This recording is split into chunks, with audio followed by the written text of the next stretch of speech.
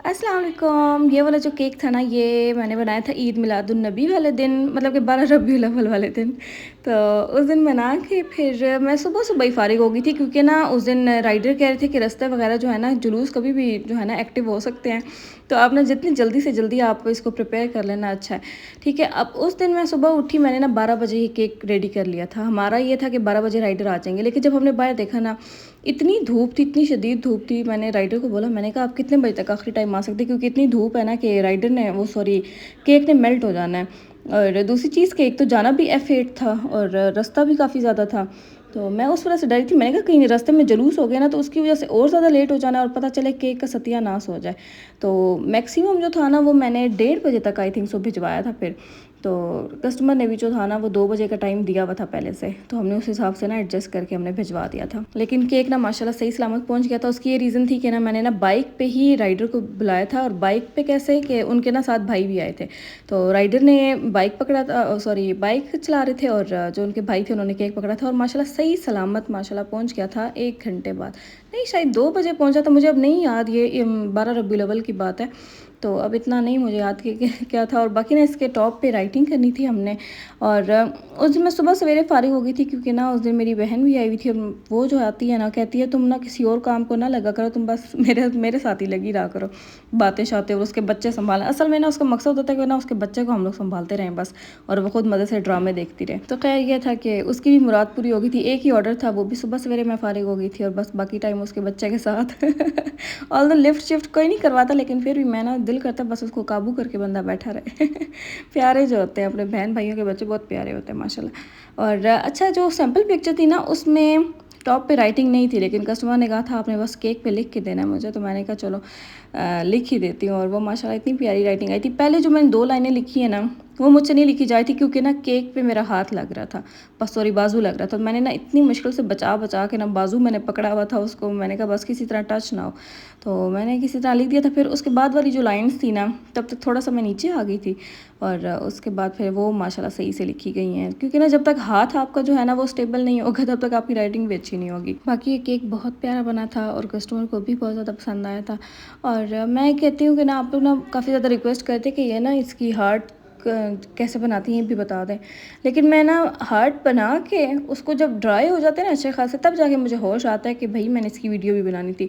पता नहीं, phone and work के टाइम पे ना मेरा ना दिमाग गायब हुआ हुआ, तो मुझे कुछ समझ नहीं आती है कि मैंने कोई वीडियो भी रिकॉर्डिंग करनी है या जो भी।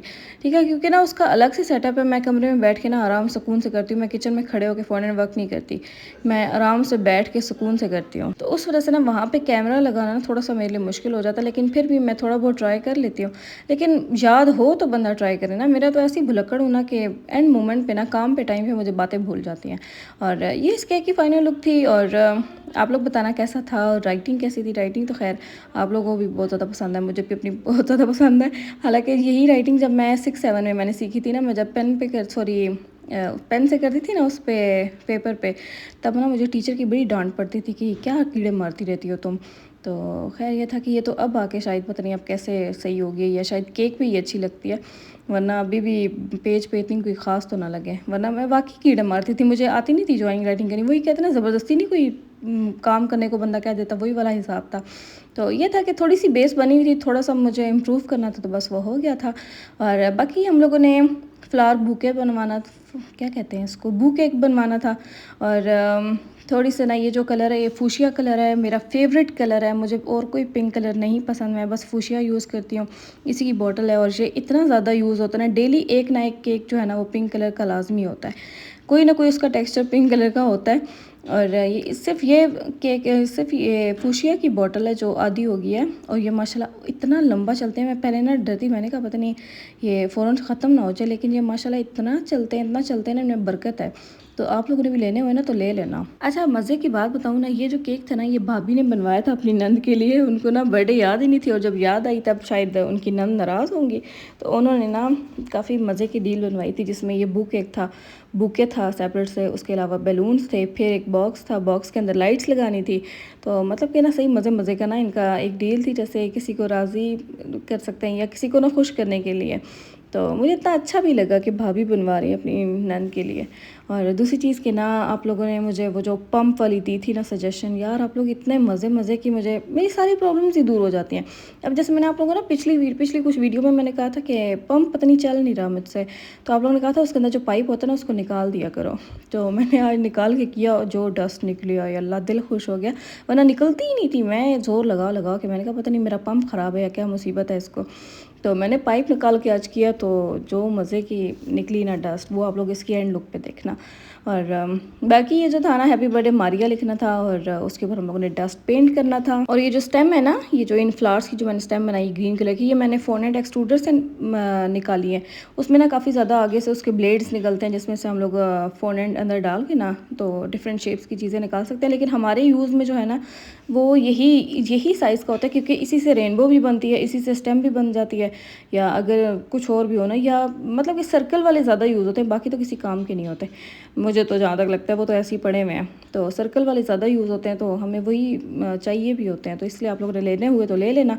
मैंने लिए था आई थिंक सो 1100 का, और 1800 तक मतलब इसकी प्राइस जाती है। डिफरेंट वेबसाइट पे डिफरेंट प्राइस है। और ये देखें इसकी शाइन, क्या शाइन निकली है, बस दिल खुश हो गया मेरा। और ये थी इस केक की फ़ाइनल लुक, जिसमें उन्होंने बुके करवाना था। ये बड़ा वाला इसमें बॉक्स था जिसके अंदर लाइट्स थी और 3 बलून्स थे, और ये इतना प्यारा लग रहा था ना, कस्टमर तो बहुत ज़्यादा खुश हो गई थी। वो कहती इतना क्यूट लग रहा है ना। और ऐसी चीज़ें होती हैं कि बंदा ना दिल नहीं करता ऐसी चीज़ों को कट करने का, बस दिल करता है बंदा देखता ही रहे। और ये देख लें आप लोग अब। मुझे तो ना ये इस बॉक्स में ना लाइट ज़्यादा अच्छी लगती है। वो जो ट्रांसपेरेंट वाले होते हैं ना, एक्राइलिक वाले, उनमें इतना मज़ा नहीं आता ना, मुझे वो इतना अट्रैक्टिव लगता है। लेकिन इस बॉक्स के अंदर जब लाइट लगती है बहुत प्यारा लगता है।